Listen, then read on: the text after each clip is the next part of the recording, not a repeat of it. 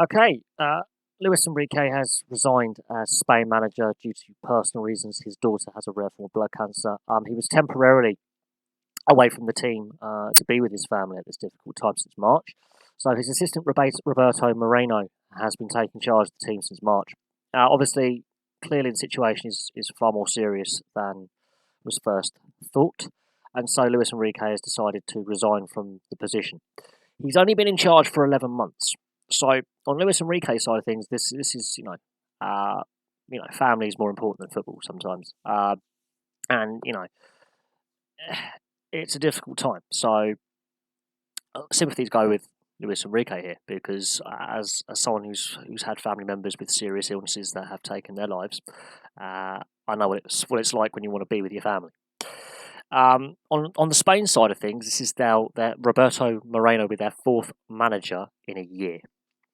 So the Lopetegui getting sacked days before the World Cup kicked off last year, replaced by Hierro, then Luis Enrique, and now Roberto Moreno.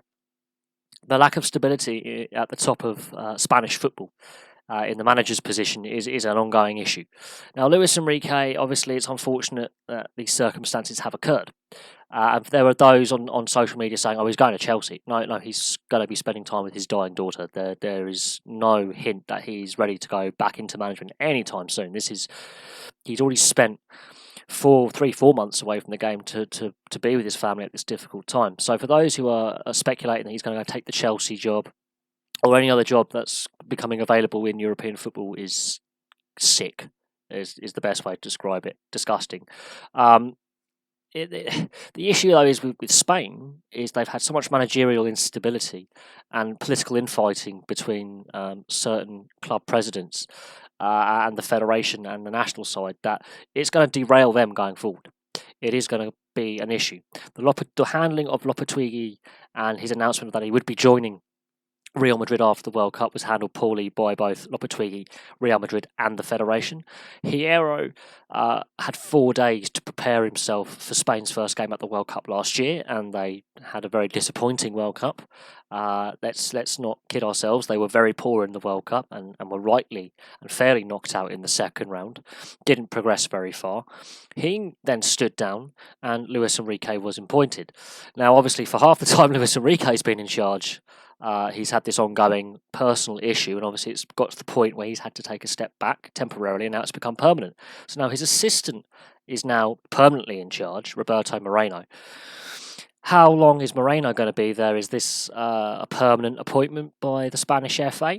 Or is this actually until they find someone else to replace him? This ongoing cycle of managers with the Spanish national side is an ongoing concern and is a problem. Plus, their core leadership group of players is getting older.